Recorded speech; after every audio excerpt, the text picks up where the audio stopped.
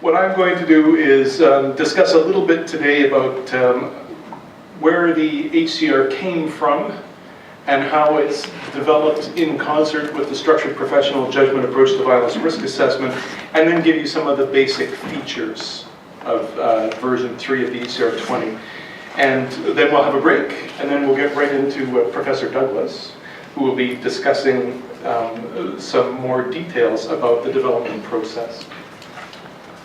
So without further ado, I think we'll just get started. What I want to do is take you back to when version 1 of the HCR-20 came out. So let's think about really right around 1993 is when I usually date the world changing.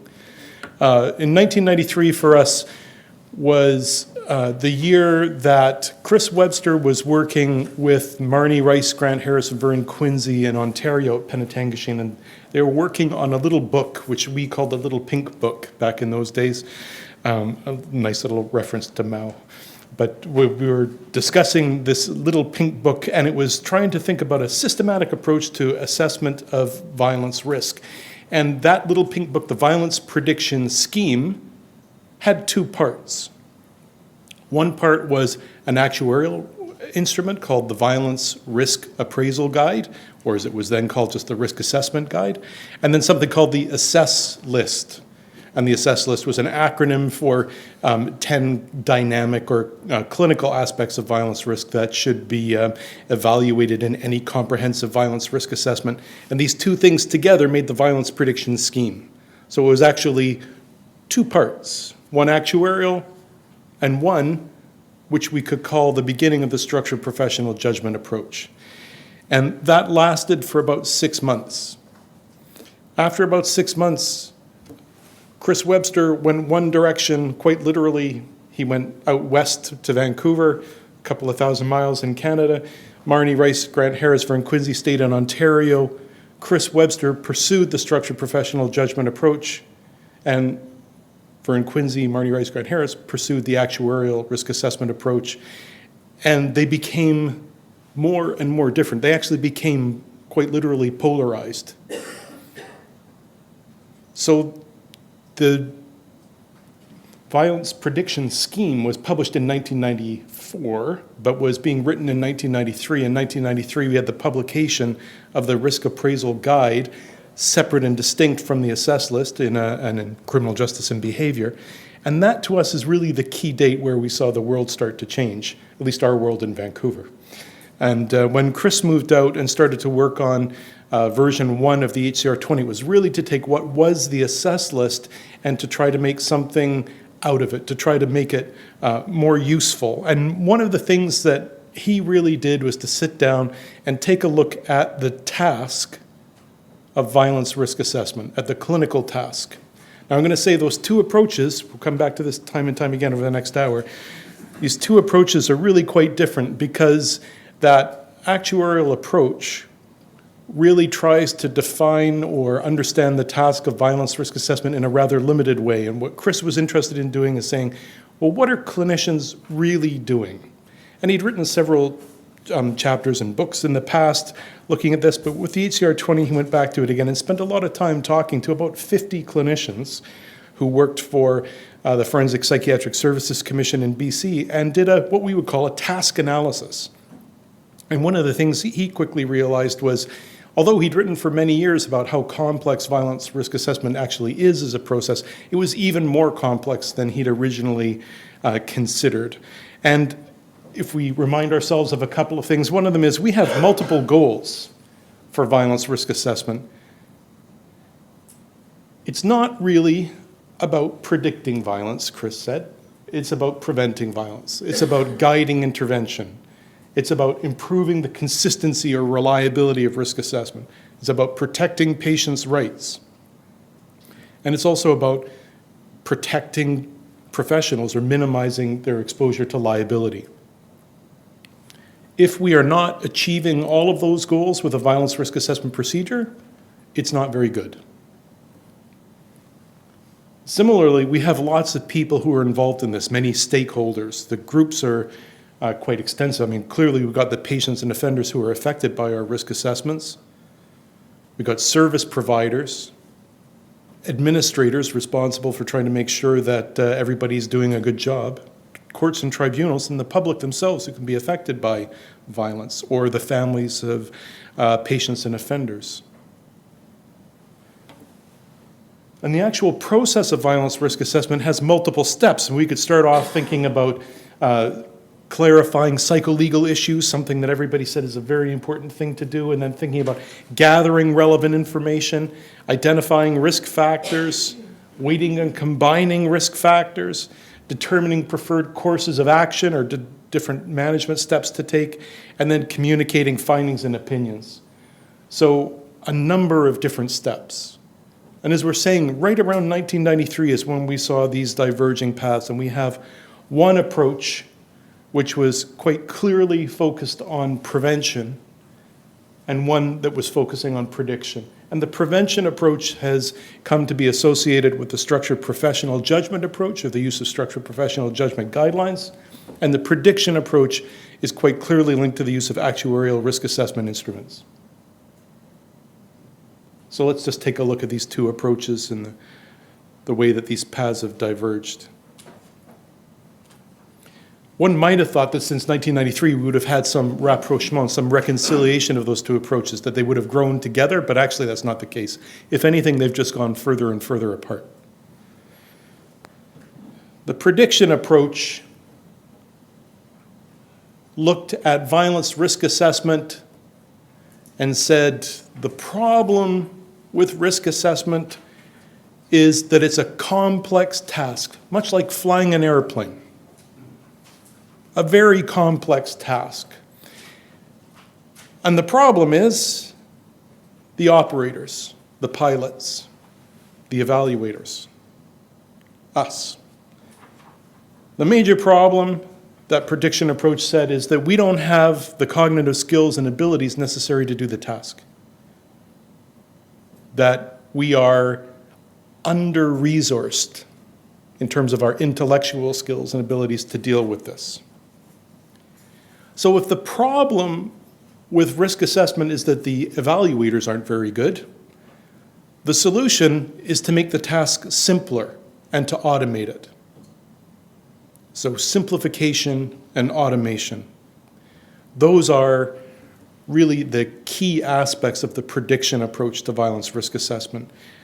Simplification really comes in the form of defining risk as the probability of violence. So what this approach does is it says, much easier for us if we can simply say that risk assessment is trying to estimate the probability that somebody will engage in violence.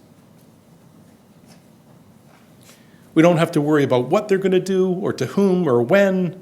We don't have to worry about how to prevent it, what things might increase or decrease the risk. All we're trying to do is give a simple probability estimate.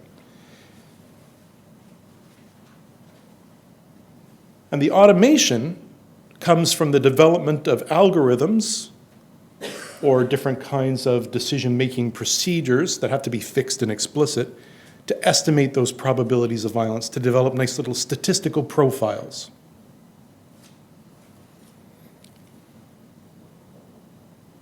Now that prediction approach, if we wanted to take this task analysis model, this kind of complex model that Professor Webster helped us to think about, what it really says is all we need to do is focus on two steps: identifying risk factors and weighting and combining them.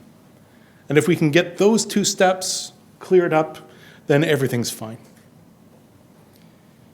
And the justification, the logical justification for this prediction approach is captured under the current buzzword of empirically validated decision-making.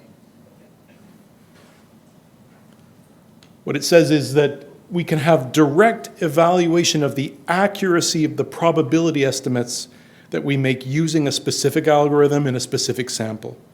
So direct empirical validation. All we have to do is go into a sample, we administer the test, and we see whether it worked, either looking back in the past, so sometimes called postdictive or retrospective, or prospective or predictive approach.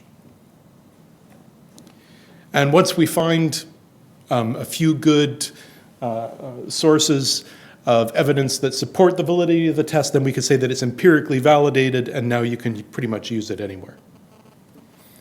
The problem with that, as we've discussed for many years now, is it ignores uncertainty.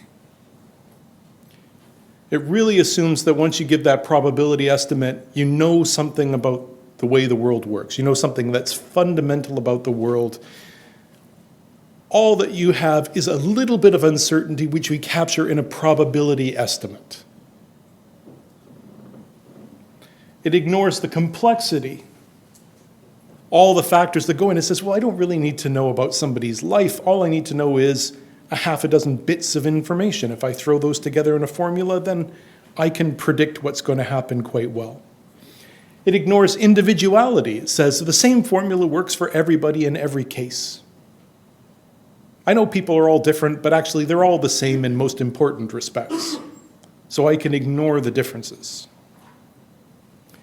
It ignores context. It says, I can predict what's going to happen 5, 10, or 15 years down the road today.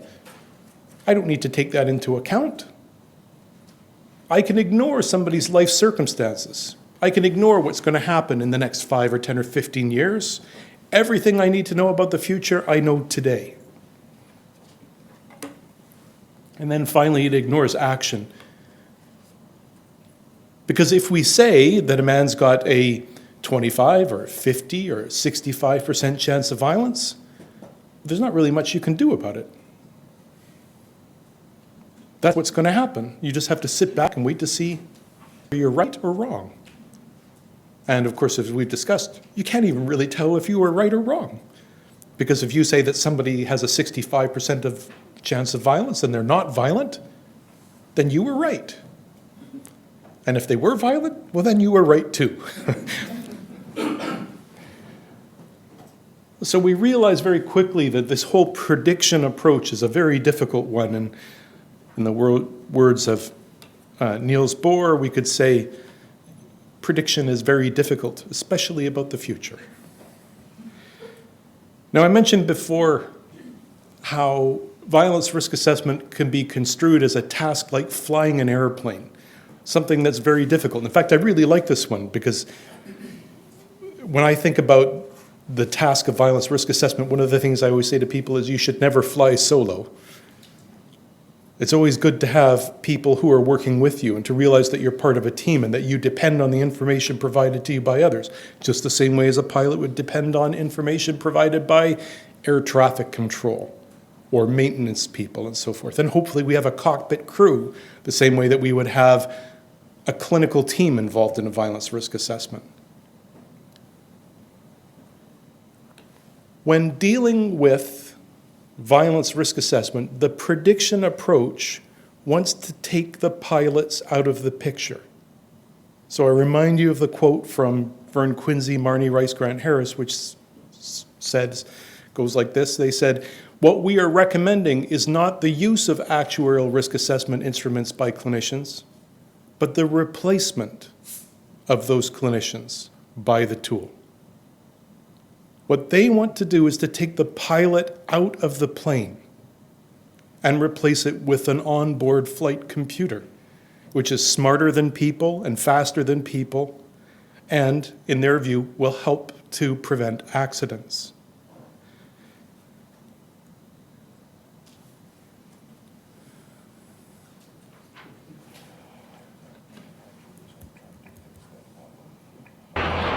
What I'm going to do is just tried to fix that actually maybe we can by just get the pilot out of the cockpit. sound up a bit, but this is the first pilotless A320 plane landing at the Paris Air Show.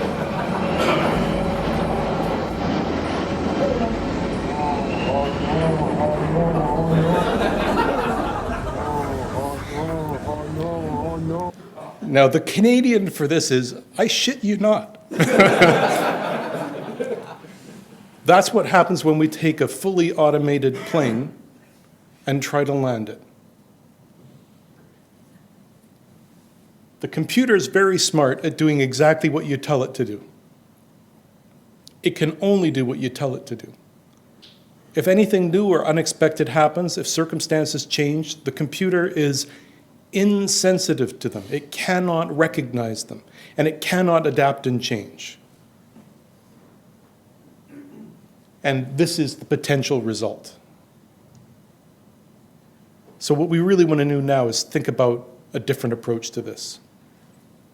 How have we dealt with improving airliner safety, trying to fly planes better? Well, it hasn't been through replacing pilots. There have been attempts to do that, but they have met with this kind of result time and time again.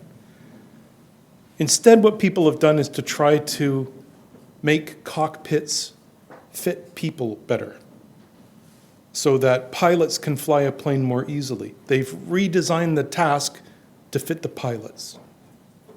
They've given the pilots the necessary training to do the job well. They give them system support. We re-engineer the process of flying the plane to make it safer for people to fly airplanes and fly in airplanes, yeah? And what we need to do with the task of violence risk assessment is to re-engineer that, to make sure that people can do it better, that we can make good use of people's skills and abilities and help the system support good action. And that's the structured professional judgment approach. That's the prevention approach. It says that the problem with violence risk assessment is not the operator, it's not us, it's the task itself. It's a complex task. Just like flying a plane is complex. Don't blame the people.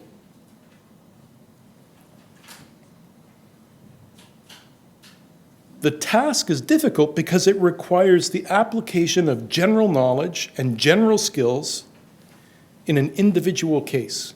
And as we all know, something that works well on average may not work well in an individual case. You can be a good cook on average, but it doesn't mean that you can cook every dish well, or that you know how to work with all ingredients. You could be a good driver on average, but it doesn't mean you can drive in every weather condition imaginable, yeah? So we have to be able to take our general knowledge about the way the world works and what causes violence, and our general skills about how to assess people, how to work with people, and we have to put them together to figure out how to work with this individual person in this case. That's a task of prudence.